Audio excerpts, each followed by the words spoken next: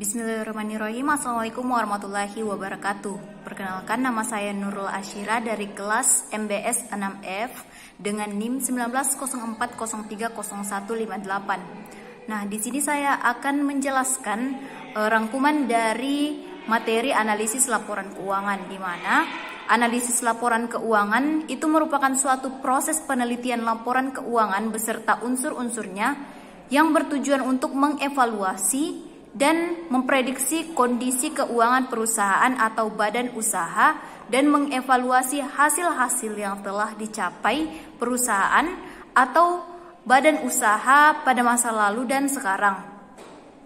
Nah, inti dari laporan keuangan itu merupakan gambaran pos-pos keuangan perusahaan yang diperoleh dalam satu periode.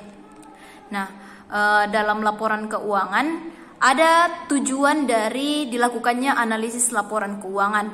Beberapa tujuannya yaitu memprediksi prospek masa depan berdasarkan hasil tinjauan kinerja perusahaan di masa lalu, seperti profitabilitas, arus kas, laba, kemudian biaya operasional, dan lain-lain sebagainya.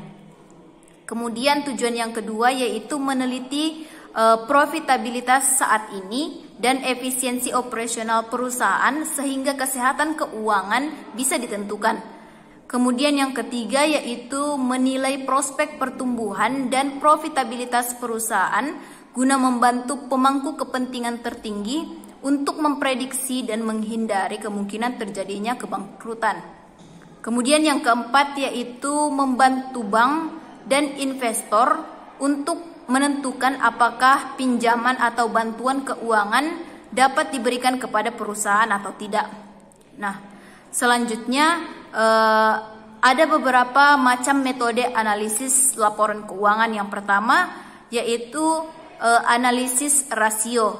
Nah, di mana analisis rasio ini merupakan cara analisa dengan menggunakan perhitungan-perhitungan perbandingan atas data kuantitatif yang ditujukan dalam neraca maupun laba rugi. Selanjutnya ada rasio likuiditas atau liquidity ratio.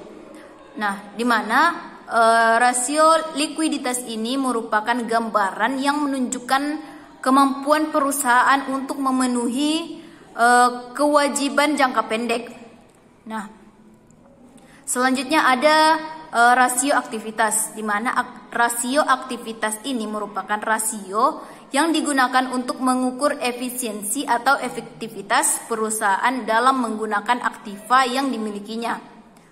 Selanjutnya ada rasio solvabilitas. Nah, di mana rasio ini digunakan dalam rasio hutang terhadap aktiva, kemudian rasio hutang terhadap ekuitas. Kemudian ada rasio profitabilitas, di mana rasio profitabilitas ini merupakan kemampuan perusahaan dalam mendapatkan laba melalui semua kemampuan. Kemudian dalam sumber yang ada seperti kegiatan penjualan, kemudian kas, modal, jumlah karyawan, jumlah cabang, dan sebagainya. Nah, selanjutnya ada beberapa data penjualan yang mencerminkan 4 faktor.